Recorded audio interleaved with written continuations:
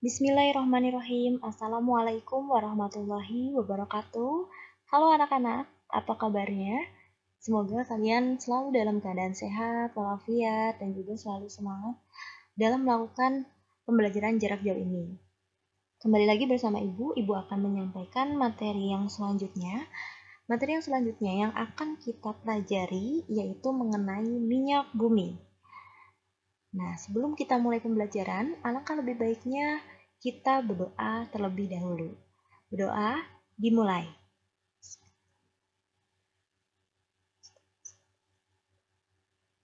Berdoa selesai. Baik anak-anak, silahkan siapkan bukunya untuk mencatat hal-hal penting yang akan Ibu sampaikan ke depannya. Kita mulai saja kesempatan kali ini untuk membahas minyak bumi. Ya, minyak bumi. Di sini malam, mungkin kalian tahu ya, malam batik, malam yang di lilin yang digunakan untuk membatik itu adalah salah satu pemanfaatan dari pengolahan minyak bumi. Ya, nanti kita akan pelajari lebih lanjut mengenai minyak bumi dan gas alam. Kita juga akan pelajari tentang bensin dan dampak pembakaran bahan bakar. Kita masuk ke yang pertama dulu, kita akan bahas tentang minyak bumi dan gas alam. Nah, di sini Bu beri contoh lagi, mungkin kalian tahu ini apa? Ya, ini adalah proses pengaspalan pada jalan raya. Nah, pengaspalan ini aspal ini adalah salah satu dari pemanfaatan minyak bumi. Begitupun juga dengan bensin, itu juga merupakan pemanfaatan dari minyak bumi. Jadi pemanfaatan ini bersumber dari sumber yang sama walaupun wujudnya berbeda. Nah, nanti kita akan pelajari bagaimana pengolahan minyak bumi, cara pengolahan minyak bumi sehingga diperoleh aspal, diperoleh bensin gitu ya.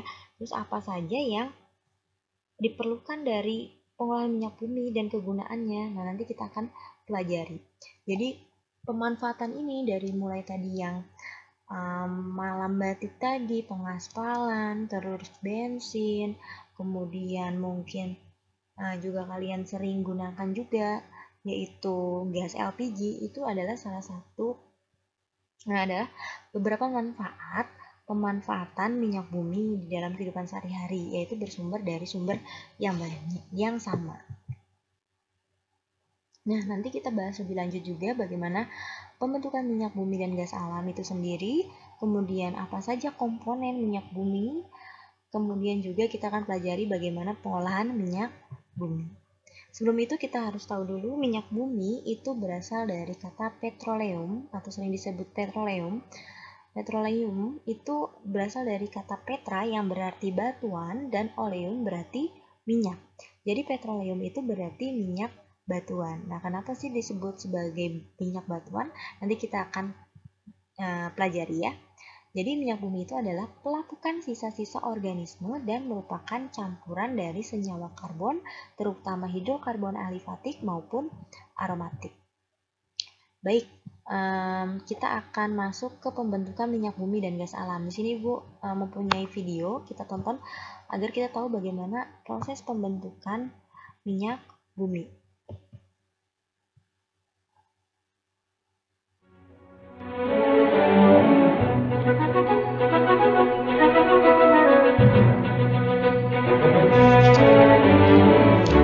Minyak dan gas bumi berasal dari sisa organisme tumbuhan, hewan, material, atau jasad renik yang mati sekitar jutaan tahun lalu. Jasad renik tersebut mengendap dan tertutup lumpur, lalu berubah menjadi batuan karena tekanan dan suhu di dasar laut dan di dalam bumi.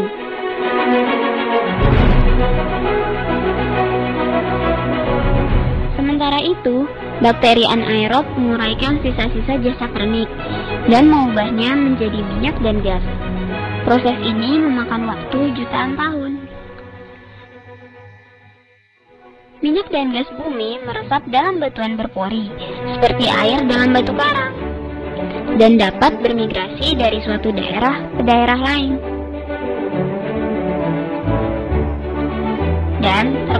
terkonsentrasi jika terhalang lapisan kedap.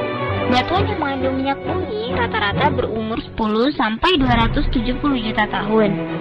Reservoir minyak dan gas bumi terbentuk bila ada 3 komponen utama, yaitu adanya batuan asal atau source rock, migrasi, dan jebakan geologi atau trap. Nah, itu tadi adalah proses pembentukan minyak bumi dan gas alam. Apa kalian sudah paham bagaimana prosesnya? Ini kalau digambarkan ya seperti ini ya, jadi minyak bumi itu berasal dari sisa organisme hewan, tumbuhan, bakteri atau jasad trenik yang mati jutaan tahun lalu. Nah, sisa-sisa jasad trenik ini kemudian mengendap dan tertutup oleh lumpur, ya.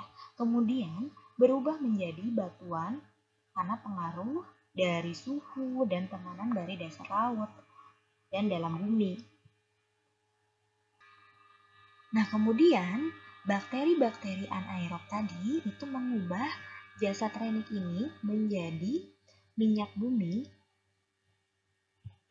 dan gas alam. Nah, itu ya. Jadi jasa-jasa trenik itu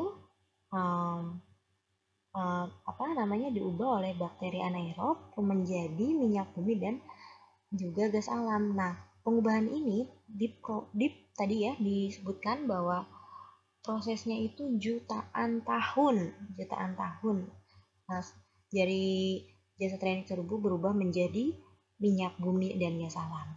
Nah, kemudian minyak bumi dan gas alam tersebut itu meresap dalam batuan berpori. Ya, tahu ya, batuan berpori itu seperti batuan batu apung, kalian tahu kan itu berpori-pori. Nah, itu seperti itu. Jadi minyak bumi itu meresap kepada batuan-batuan berpori. Nah, minyak bumi yang meresap ke dalam batuan berpori ini bisa bermigrasi dari daerah satu ke daerah yang lain gitu ya. Tadi kan minyak bumi itu yang terserap di batuan berpori itu bermigrasi. Jika bermigrasinya tersebut dia tertangkap di batuan kedap air, maka minyak bumi yang tersebut akan terkonsentrasi dalam lapisan tersebut ya. Jadi terperangkap di situ. Jadi minyak buminya itu dia akan berkumpul dalam cekungan kedap air tadi. Makanya itu kemudian nanti baru minyak buminya tersebut diambil gitu ya. Nah, minyak bumi yang tadi sudah terperangkap dalam batuan kedap air tersebut itu memiliki komposisi minyak bumi itu komposisinya secara umum komposisi minyak bumi terdiri atas 5 unsur kimia, yaitu 83% sampai 87% itu mengandung karbon. Kemudian 10-14% mengandung hidrogen, kemudian 0,05 sampai 6% mengandung belerang, 0,05 sampai 1,5% mengandung oksigen, 0,1 sampai 2% nitrogen, dan kurang dari 0,1% yaitu unsur-unsur logam. Jadi bisa kita lihat di tabel ini ya, komposisi senyawa hidrokarbon dalam minyak bumi. Jadi kalau kita lihat, jadi minyak bumi itu merupakan senyawa hidrokarbon ya. Dia paling banyak, kalau kita lihat di sini paling banyak mengandung karbon dan hidrogen ya. Jelas dia merupakan senyawa hidrokarbon. Kalau kita lihat dari tabel sini ada naptena, hidrokarbonnya naptena itu rata-rata 49%, parafin 30%, aromatik 15%, aspaltena 6% ya. Bisa dilihat rentangnya di sini. Jadi berdasarkan komponen terbanyaknya minyak bumi itu dibedakan menjadi 3 golongan, yaitu ada parafin, naftalena, dan campuran parafin naftalena. Kita masuk ke pengolahan minyak bumi. Mungkin kalian sering lihat ya, kalau kalian misalnya ke daerah laut, mungkin kalian sering lihat seperti ini ya. Ini adalah tempat penambangan minyak bumi. Ya, ini adalah sumur-sumur yang dibuat untuk menambang minyak bumi. Bagaimana ya proses dari penambangan tersebut? kita lihat video yang ada ini. Minyak bumi atau petroleum, dijuluki juga sebagai emas hitam, adalah cairan kental berwarna coklat gelap atau kehijauan yang mudah terbakar, yang berada di lapisan atas dari beberapa area di kerak bumi. Minyak bumi terdiri dari campuran kompleks berbagai macam hidrokarbon sebagai seri alkana, namun bervariasi pada komposisi dan kemurniannya. Minyak bumi diambil dari sumur minyak di pertambangan minyak. Lokasi sumur-sumur minyak didapatkan setelah melalui proses studi geologi, analisis sedimen, karakteristik, struktur sumber, dan berbagai macam studi lainnya. Setelah itu, minyak bumi akan diproses di tempat penghilangan minyak dan dipisah-pisahkan hasilnya berdasarkan titik didih sehingga menghasilkan berbagai macam bahan bakar. Nah, kalau dari video tersebut, jadi adanya sumur-sumur untuk penambangan minyak bumi ini tidak langsung. Jadi kita harus melakukan yang namanya studi geologi, kemudian studi sedimen, kemudian karakteristik struktur sumber dan studi-studi lainnya, sehingga didapatkan tempat yang tepat untuk menambang minyak bumi tersebut. Biasanya rata-rata memang ada di tengah laut ya, di tengah laut biasanya adanya penambangan minyak bumi, karena tadi jasad renek tersebut terkubur kemudian menjadi lumpur dan diuraikan anaerob itu karena juga pengaruh dari suhu dan tekanan dasar laut. Jadi biasanya memang ada minyak bumi itu kebanyakan adanya di dasar laut gitu. Jadi tadi untuk menentukan letak dari sumur untuk penambangan minyak bumi tersebut itu harus melakukan studi-studi terlebih dahulu agar tepat ketika pengeboran itu dan tepat memang ada minyak buminya tersebut di sana gitu ya. Jadi sebelum melakukan pengeboran jadi harus melakukan studi terlebih dahulu.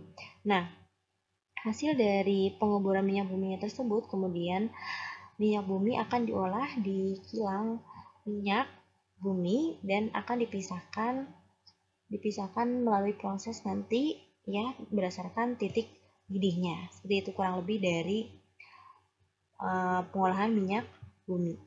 Ya, jadi pengolahan minyak bumi kalau kita bisa bedakan, kita akan bagi ke dalam tahapan ya. Jadi tahapan pengolahan minyak bumi mentah, tadi kan minyak bumi itu masih mentah ya. Pertama itu melewati proses desalting. Desalting itu adalah proses penghilangan kotoran atau garam yang terdapat dalam minyak mentah. Jadi dalam minyak mentah itu masih banyak kotoran ya, berupa garam bentuknya biasanya atau kotoran-kotoran yang lain. Nah itu kita hilangkan dulu dengan proses namanya desalting ya. Kemudian setelah mengalami proses desalting selanjutnya yaitu ke proses destilasi bertingkat. Nah, destilasi ini adalah proses pemisahan komponen-komponen minyak mentah berdasarkan perbedaan titik didihnya. Tadi agar bisa dimanfaatkan tadi itu melakukan namanya destilasi bertingkat. Jadi destilasi ini prinsipnya yaitu berdasarkan perbedaan titik didih gitu ya. Nanti Ibu akan bahas lebih lanjut ya. Nah, kurang lebih seperti ini bagiannya dari destilasi bertingkat pada proses pemisahan fraksi-fraksi minyak bumi. Jadi destilasi itu pokoknya prinsipnya berdasarkan perbedaan titik didih ya. Jadi kan tadi sumur-sumur minyak ini mengambil minyak mentah kemudian diangkut penghilangan minyak mentah, kemudian minyak mentah ini yang cair ini kemudian dipanaskan di sebuah tanur ya. Nah, ketika dipanaskan kebayangkan kalau minyak dipanaskan, nah ini perbedaan suhu dia akan memisahkan fraksi-fraksi dari minyak bumi ya. Jadi yang pertama itu terpisah yaitu gas ya, karena gas ini titik didihnya yaitu minus 190 sampai minus 40 derajat Celcius. Jadi ketika awal dipanaskan pada suhu seminus ini akan terpisah yaitu berupa gas. Nah, ini akan terpisah kemudian dipisahkan ya. Jadi kenapa bertingkat? Karena ini destilasinya tingkatan titik didihnya berbeda-beda, makanya disebut destilasi bertingkat. Tadi prosesnya adalah perbedaan titik didih. Kemudian yang selanjutnya pada titik didih yang selanjutnya itu pada titik didih 35 sampai 75 derajat Celcius. Nah, ini dipisahkan yaitu ada petroleum ether, bensin ya, atau bensin itu bisa disebut gasolin ya. Jadi pertama gas, kemudian terpisah yang selanjutnya, kemudian petroleum ether dan bensin. Nah, juga ada nafta ya. Nanti kita akan bahas nafta, itu kerosin dan lain-lain, itu manfaatnya apa nanti kita bahas ya. Selanjutnya pada suhu 70 sampai 170 derajat Celcius, ini sudah mulai tinggi, itu terpisah yaitu kerosin ya. Selanjutnya pada suhu 170 sampai 250 derajat Celcius itu akan terpisah solar ya, kita sebut solar. Kemudian pada suhu 250 sampai 340 derajat Celcius ini udah mulai tinggi ya. Nah, ini terpisahlah oli parafin ya. Nanti kita bahas fungsinya ya. Kemudian pada suhu 350 sampai 500 derajat Celcius ini ya, tadi oli parafin, sorry, ini tadi yang suhu ini berarti petroleum ether, suhu ini berarti nafta, 170 derajat 250 derajat Celcius itu kerosin, 250 derajat sampai 340 derajat Celcius itu solar, 350 sampai 500 derajat itu oli parafin. Sorry, Ibu tadi salah baca ya. Nah, pada suhu lebih dari 500 derajat Celcius itu biasanya berupa residu. Nah, residu ini biasanya aspal tadi ya, nanti kita akan bahas. Jadi residu itu berupa endapan, biasanya endapan hitam ya. Nah, itu biasanya untuk mengaspal. Nanti kita bahaslah manfaatnya ya. Nah, tadi minyak bumi yang sudah dipisahkan berdasarkan titik didihnya, kita sebut itu sebagai fraksi-fraksi dari hasil pengolahan minyak bumi. Nah, apa saja sih hasil atau fraksi-fraksi dari minyak bumi dan kegunaannya? Tadi kan yang pertama, ini ya bisa kita lihat di tabel ini, gas, fraksi yang pertama itu, fraksi itu artinya bagian ya. Nah, bagian yang pertama itu gas. Nah, ini biasanya jumlah atom jumlah atom karbonnya itu masih dikit ya, yaitu 1 sampai 4 karbon. Nah, biasanya gas ini digunakan sebagai bahan bakar kompor gas. Nah, kalian juga sering gunakan ya LPG, terus kemudian gas tabung, bahan bakar mobil, dan umpan proses petrokimia. Nah, itu pemanfaatan dari fraksi gas dari minyak buminya itu ya.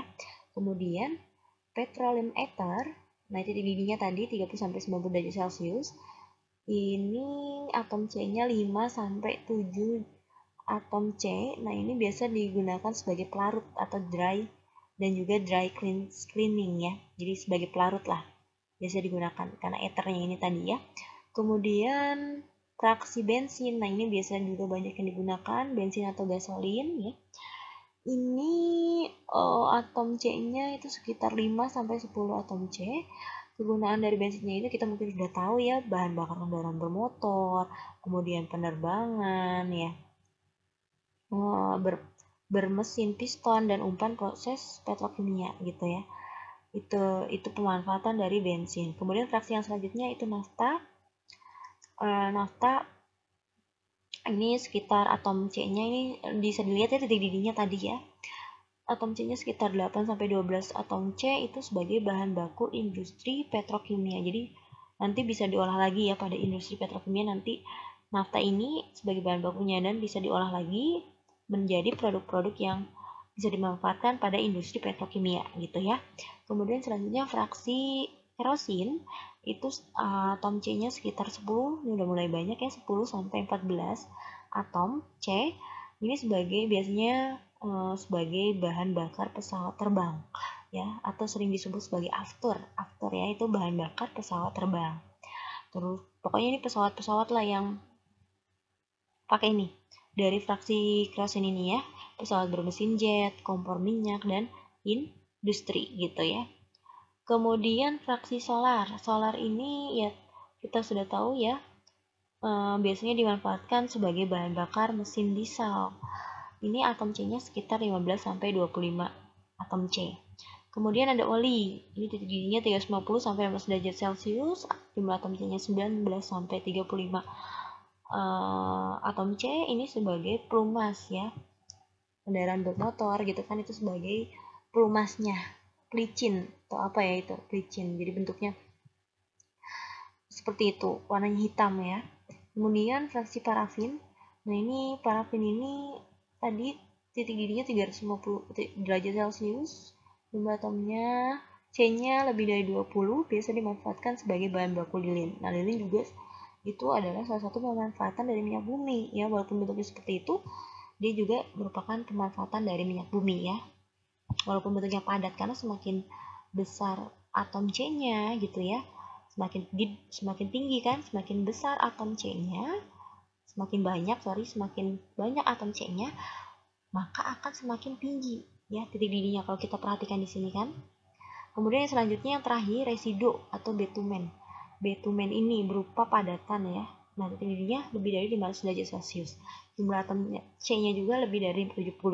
Nah, biasanya sebagai pengeras jalan, bahan pelapis anti bocor, dan bahan bakar boiler, mesin pembangkit uap panas. Nah, tadi seperti dimanfaatkan untuk untuk sebagai pengaspalan. Nah, itu dari residu, dari fraksi minyak, dari fraksi residu yang dihasilkan dari minyak bumi. Kalau kita perhatikan, semakin banyak atom C di sini, maka ya ingat kan, semakin atom C-nya semakin banyak, maka titik didihnya semakin tinggi. Karena atom C-nya sulit untuk diputuskan, butuh energi yang besar, jadi makanya titik didihnya semakin besar. Dan semakin besar titik didihnya itu fasanya ya, bentuknya ini akan semakin padat. Kalau kita perhatikan tadi gas, kemudian ini akan dari yang mudah menguap sampai yang sulit menguap, begitu gitu ya. Jadi seperti itu. Itu adalah fraksi-fraksi dari minyak bumi. Kita harus tahu ya, harus tahu nih solar untuk apa, kerosin untuk apa, oli untuk apa, dan lain-lain gitu. Baik, kita lanjutkan kita akan membahas tentang bensin dan dampak pembakaran bahan bakar. Nah, kita di sini lebih membahas tentang bensin ya. Bensin adalah salah satu fraksi dari minyak bumi ya. Kita nanti akan bahas bensin atau gasolin itu. Kemudian kita bahas juga tentang kualitas bensin. Jadi bensin itu memiliki kualitas yang berbeda-beda dan dampak dari pembakaran bahan bakar. Ya, bensin atau gasolin, bensin merupakan campuran dari isomer heptana dan oktana. Jadi, bensin ini itu merupakan campuran dari senyawa heptana, ya alkana ya, heptana dan oktana. Nah, bensin ini juga biasa diperoleh dari tadi sama ya prosesnya dengan destilasi bertingkat dan jumlahnya itu relatif sedikit.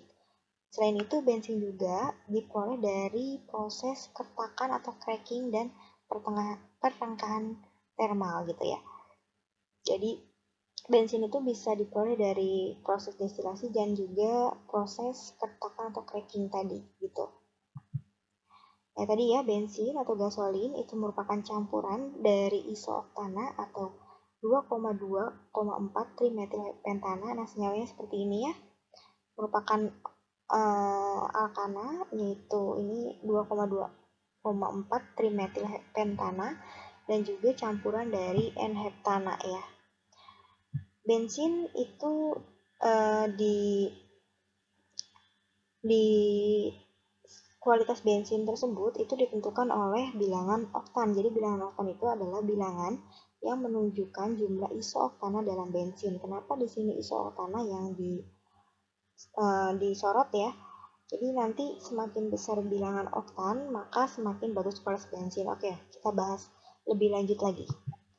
Ya, jadi bensin itu seberapa bagusnya bensin itu dipengaruhi oleh bilangan oktan atau kandungan isooktana dalam bensin.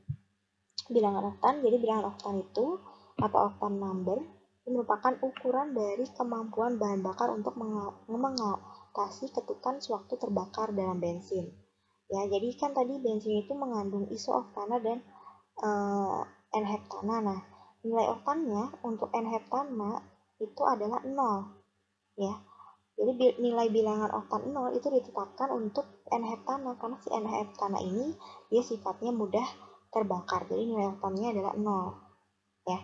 Kemudian isooktana itu nilai oktannya 100 karena isooktana ini yaitu tidak mudah terbakar. Makanya kenapa tadi mutu bensin atau kualitas bensin itu disebutkan bahwa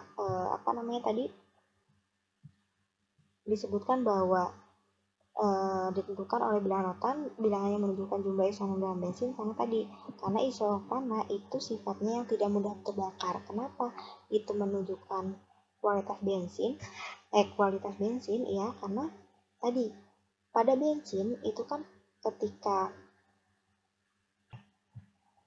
ya, kenapa tadi bensin itu dipengaruhi kualitasnya oleh isoktana, karena dia tidak mudah terbakar. Jadi pada proses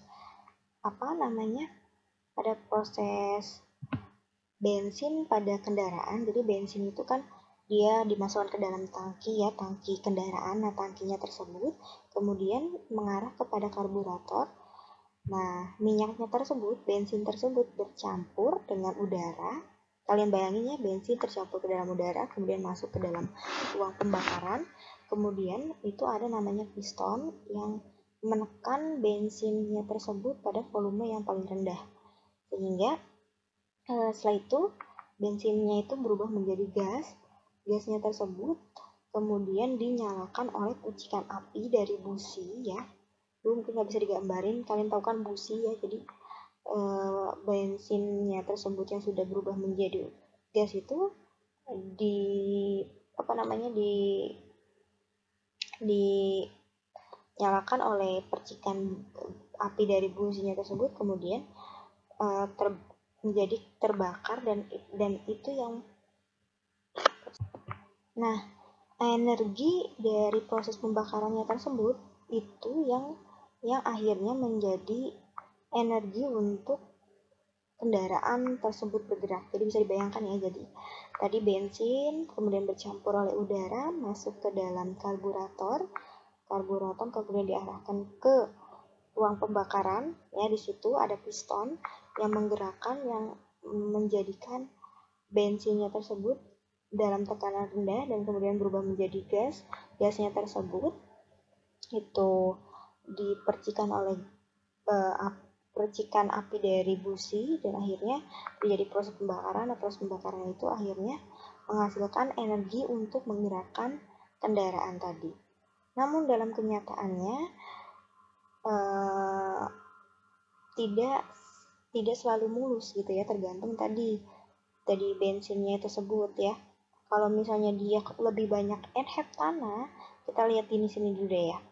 Misalnya contohnya gini, suatu campuran 30% N-heptana dan 70% isoksana akan mempunyai bilangan oktan. Nah, kita bisa cari berapa bilangan oktan dari campuran 30 heptana dan 70% isoktana. Ini bisa kita cari rumusnya 30 kan itu untuk N-heptana ya, 30 per 100 ini sama ya, dikali 0. Kenapa 0? Karena N-heptana itu nilai oktannya 0 ditambah 70 per 100 dikali 100, karena isoktana itu nilai oktannya 100 gitu ya, maka 70. Jadi nilai bilangan oktannya 70, atau gampangnya itu bisa dilihat tanpa dihitung juga bisa sebenarnya ya. Jadi kalau ditanyakan bilangan oktannya, lihat aja, karena bilangan oktan itu kan kandungan isoktana dalam bensin kan. Kalau ini 70%, maka bilangan oktannya juga 70. Nah, tadi bensin itu ada banyak ya bilangan oktannya, makanya ada yang bilangan oktannya 70, ada yang bilangan oktannya 98, ada yang 80. Nah, itu kan menunjukkan isoktana yang tidak mudah terbakar ya. Jadi tadi pada proses pembakaran bensin tadi tidak selalu berjalan mulus, ada yang mengalami sudah terbakar terlebih dahulu sebelum tadi kan dibakarnya oleh percikan api dari busi ya. Namun ada bahan bakar yang ternyata sudah mulai terbakar terlebih dahulu sebelum dipercikan oleh busi. Karena apa? Karena tadi kandungan N-heptananya itu lebih besar dibanding isoktana, karena N-heptana itu kan mudah terbakar. Karena kalau misalnya N-heptananya lebih banyak, maka dia akan mudah terbakar. Jadi sebelum diberi percikan dari api dari businya tersebut, dia sudah mulai terbakar. Nah, itu akan mempengaruhi tadi yang namanya piston, akan mempengaruhi gerakan dari pistonnya tersebut ya. Nah, ini yang mengakibatkan akan mengakibatkan mesin kendaraan kita mudah rusak. Jadi gitu. Untuk mencegah mesin kita mudah rusak, maka kita harus menggunakan bensin dengan kualitas yang baik ya, atau memiliki bilangan oktan yang tinggi. Jadi kan tadi ya, semakin tinggi bilangan oktannya, maka kualitas bensinnya juga semakin baik. Kayak tadi ya, kualitas bensin itu ditentukan berdasarkan bilangan oktan atau angka oktan. Jadi semakin tinggi bilangan oktan akan semakin bagus kualitas bensin. Jadi jenis-jenis bensin itu kan kalau kalian ke SPBU kan itu ada yang jenisnya premium, ada Petralite, Pertamax, Pertamax Plus, itu kan harganya juga berbeda-beda. Kenapa sih bisa berbeda-beda gitu kan? Bukan berdasarkan namanya aja. Jadi kenapa dia harganya berbeda? Karena tadi memiliki bilangan oktan yang berbeda. Premium itu 88, Petralite 90, Pertamax 92, Pertamax Plus 95. Nah, semakin besar bilangan oktannya, maka semakin bagus kualitas bensinnya, maka juga semakin mahal. Kalau semakin besar bilangan oktannya, maka akan mencegah namanya knocking tadi, yang tadi mudah terbakar terlebih dahulu, yang akan merusak mesin dari motor kita gitu ya. Jadi kalian kalau misalnya ingin kendaraan kalian lebih baik dan tidak mudah rusak, itu kalian gunakan bahan bakar bensin yang baik gitu ya. Oke, kita masuk. Jadi ya, bensin itu, fraksi bensin dari menara ya tadi, proses destilasi itu umumnya hanya mempunyai bilangan oktan sekitar 70. Itu ya, bilangan oktannya 70, berarti mengandung 70% iso oktana dan 30% N-heptana. Maka akan mudah juga terbakar tuh, karena N-heptananya lumayan besar juga ya. Nah, untuk meningkatkan nilai oktannya itu bisa dengan cara sebagai berikut nih, yaitu dengan mengubah hidrokarbon rantai lurus dari fraksi bensin menjadi hidrokarbon rantai bercabang melalui proses yang namanya reforming. Nanti kita akan bahas lebih lanjut reforming itu seperti apa. Kemudian menambahkan hidrokarbon alisiklik aromatik ke dalam campuran akhir fraksi bensin. Nah, bisa juga untuk meningkatkan bilangan oktan bisa menambahkan naptalena pada bensin, dan juga bisa menambahkan zat adiktif atau tambahan lainnya yang bersifat anti ketukan. Tadi yang ketukan itu tadi yang proses yang mudah terbakar tadi ya, ke dalam bensin untuk memperlambat pembakaran bensin. Apa sih itu reforming, adiktif, naphthalene? Nah, kita bahas ya. Reforming itu tadi adalah perubahan dari bentuk molekul bensin bermutu kurang baik jadi kalau misalnya bensin bermutu kurang baik itu biasanya mengandung rantai karbon dengan rantai karbon biasanya lurus ya, kebanyakan karena dia mudah terbakar tadi. Terus kemudian menjadi bensin yang bermutu lebih baik yang rantainya bercabang. Gitu. Jadi kenapa? Jadi ya kalau misalnya dia bercabang itu dia tidak mudah terbakar ya. Jadi ini dirubah nih yang rantainya lurus menjadi rantainya bercabang, itu disebut dengan reforming dengan bantuan kata lain seperti itu. Kemudian juga bisa menambahkan naptalena, karena naptalena itu merupakan larutan yang memberi pengaruh positif untuk meningkatkan oktan dari bensin.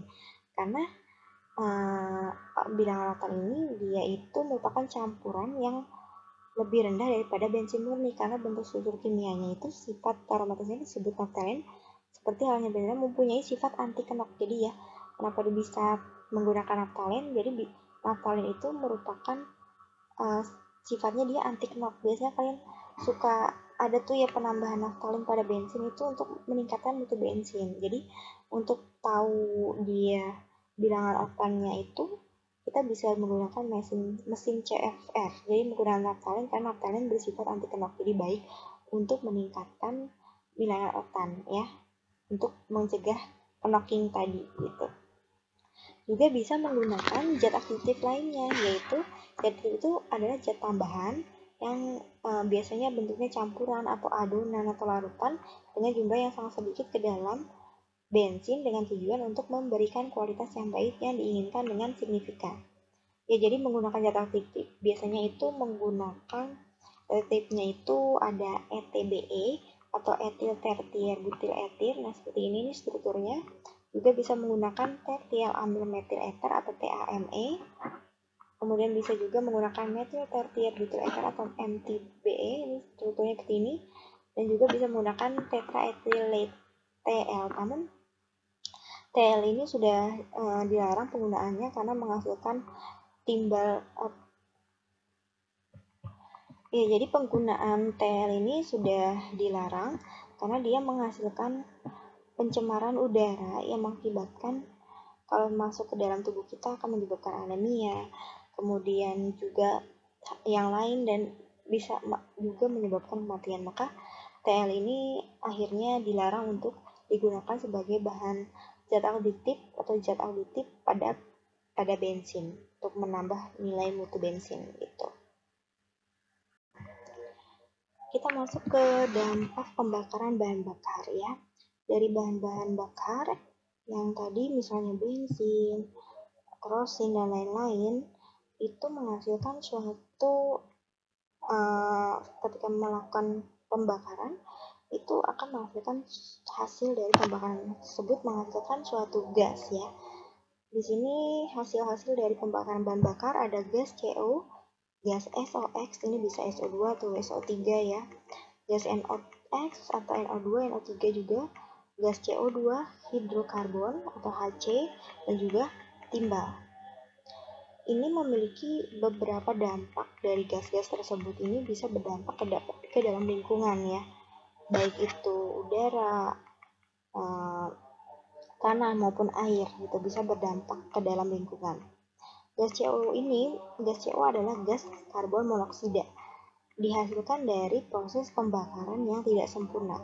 Ketika pembakaran, kenapa bisa menghasilkan suatu pembakaran tidak sempurna? Karena tidak cukupnya oksigen sehingga menghasilkan suatu gas CO atau karbon monoksida yang merupakan hasil dari pembakaran tidak sempurna.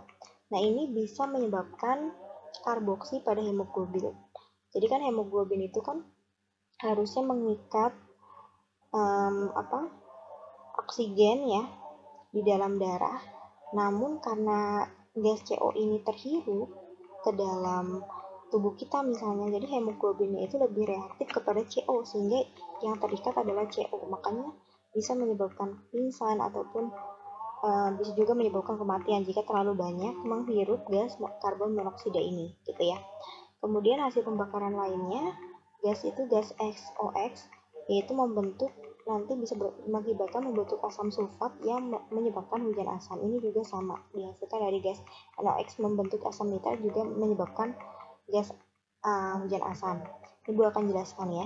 Jadi kan pada proses pembakaran ini misalnya pada pembakaran bahan bakar ya, baik itu kendaraan maupun di pabrik gitu yang menggunakan bahan bakar, nah akan menghasilkan gas NOx dan SO2 ini. Kemudian gas ini kan akan menguap ya, akan ke udara. Nah, udara ini kan awan ini mengandung H2O ya atau uap air ya.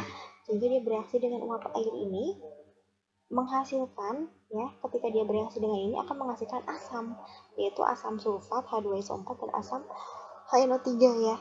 Nah, ini akan menguap, akan terjadi presipitasi atau hujan. Nah, hujannya ini akan mengandung asam seperti ini ya. Apa dampaknya?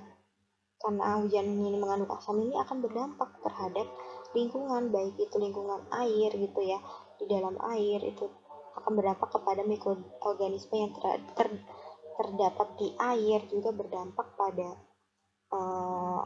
tanah, tumbuhan-tumbuhan yang ini juga bisa berdampak, dan juga bisa berdampak juga terhadap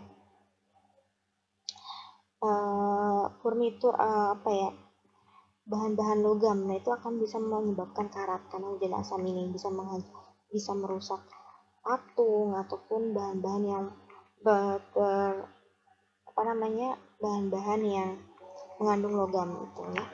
Jadi kenapa bisa terjadi hujan asam tadi, prosesnya seperti itu. Iya, terus kemudian ada gas CO2 atau karbon dioksida, itu akan berdampak akan terjadi efek rumah kaca. Seperti apa? Jadi kan pada proses pembakaran itu akan menghasilkan CO2. Nah, seharusnya CO2 ini itu kalau misalnya itu kan dia dihirup akan terjadi fotosintesis ya dengan tanaman, namun karena sekarang ini tanaman itu sudah jumlahnya juga kurang banyak, kemudian kita pada kehidupan kita pada kehidupan kita menggunakan bahan bakar yang menghasilkan CO2, maka akan berlebih CO2-nya itu dibandingkan dengan jumlah tanaman atau jumlah pohon yang bisa memakai CO2 ini untuk proses fotosintesis, jadi tidak seimbang, tidak balance, maka CO2-nya akan berlebih. Nah, CO2 ini akan menuju udara, akan membuat suatu lapisan seperti ini. Jadi CO2-nya ke udara membuat suatu lapisan. Nah, ini mengakibatkan ketika matahari masuk ke dalam bumi, yang seharusnya matahari ini, sinar matahari panasnya ini dipantulkan lagi ke atmosfer, namun karena adanya CO2 ini, dia menghalangi pemantulan tersebut, maka akan kembali lagi ke bumi, maka bumi akan semakin panas gitu, karena kan sinar mataharinya itu panasnya tidak dipantulkan lagi ke atmosfer karena akibat adanya CO2 ini tadi. Maka bumi kita akan semakin panas, itu yang sering disebut sebagai global warming. Jadi itu adalah efek dari rumah kaca dari CO2 yang berlebih dibandingkan dengan jumlah pohon yang bisa menjadikan CO2 itu sebagai proses fotosintesis tadi, gitu ya. Nah, ada lagi hasil pembakaran itu ada berupa hidrokarbon ya, HC. Nah, ini bisa menyebabkan iritasi mata dan gangguan saluran pernapasan. Jadi kalau gas-gas itu bisa menyebabkan iritasi mata juga saluran pernapasan ya. Ini yang juga lebih berbahaya lagi yaitu timbal tadi ya. Tadi kalau menghasilkan timbal itu merupakan logam berat yang sangat berbahaya. Jadi ini tidak baik ya. Itu adalah dampak dari pembakaran bahan bakar gitu. Baik, mengingat bahwa minyak bumi itu adalah sumber daya yang tidak bisa diperbarui dan membutuhkan waktu jutaan tahun, maka kita harus bagaimana caranya mengefektifkan pemakaian dari minyak bumi tersebut. Dan dari pembakaran minyak bumi juga menghasilkan dampak yang begitu membahayakan bagi lingkungan kita, maka ada beberapa cara untuk mengatasi dampak dari penggunaan produk minyak bumi ini. Salah satunya yaitu memproduksi bensin bebas timbal ya. Jadi di Indonesia juga sudah mencanangkan bahwa akan memproduksi bensin ya, dengan bebas timbal. Jadi Pertamina sudah mempunyai alat yang akan menghasilkan bensin yang lebih berkualitas dan bebas dari timbal gitu ya. Kemudian juga kita bisa mengatasi dengan memproduksi bioetanol sebagai pengganti solar ya. Jadi bioetanol itu merupakan alkohol yang dihasilkan dari tumbuhan. Nah, alkohol ini bisa menjadi campuran dari bensin atau juga bisa sendiri. Biasanya juga digunakan untuk campuran. Nah, campuran ini baik ketika dicampurkan dengan bensin akan menghasilkan hasil pembakarannya itu yang tidak CO2 yang tidak terlalu berbahaya bagi lingkungan gitu. Selanjutnya bisa diatasi dengan memproduksi biodiesel sebagai pengganti solar. Jadi biodiesel itu biasa dari tanaman maupun hewan yang direaksikan dengan metanol akan menghasilkan dengan proses transesterifikasi akan menghasilkan methyl ether ya, yang biasanya ya sering disebut sebagai ME atau methyl ester ya. Methyl ester ini sering disebut sebagai biodiesel. Nah, biodiesel ini bisa langsung digunakan pada mesin diesel, tidak perlu dimodifikasi dengan bensin, dia bisa langsung digunakan. Dia juga hasilnya akan sangat ramah lingkungan karena tidak menghasilkan sulfur seperti itu. Bisa juga cara mengatasinya itu dengan menggunakan atau mengembangkan mobil hibrida. Mobil hibrida ini adalah mobil yang menggunakan jadi bahan bakar internal dan juga listrik. Jadi penggabungan antara bahan bakar dan listrik, jadi lebih hemat.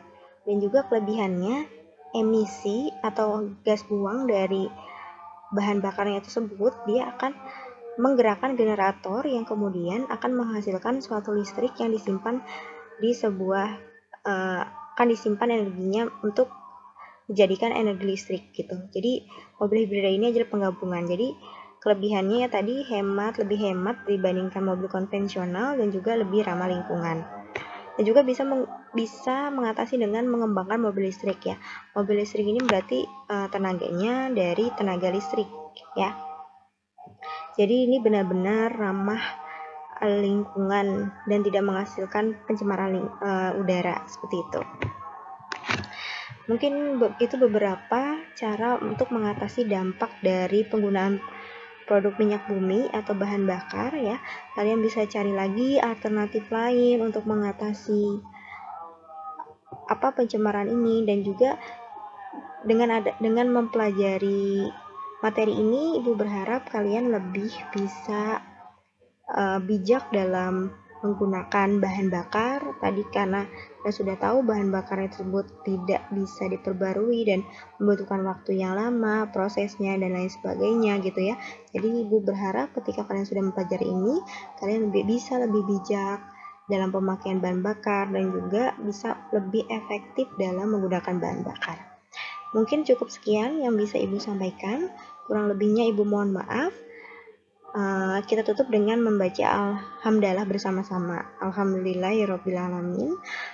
Oke, cukup sekian yang Ibu sampaikan. Wabillahi taufiq wal hidayah. Wassalamualaikum warahmatullahi wabarakatuh.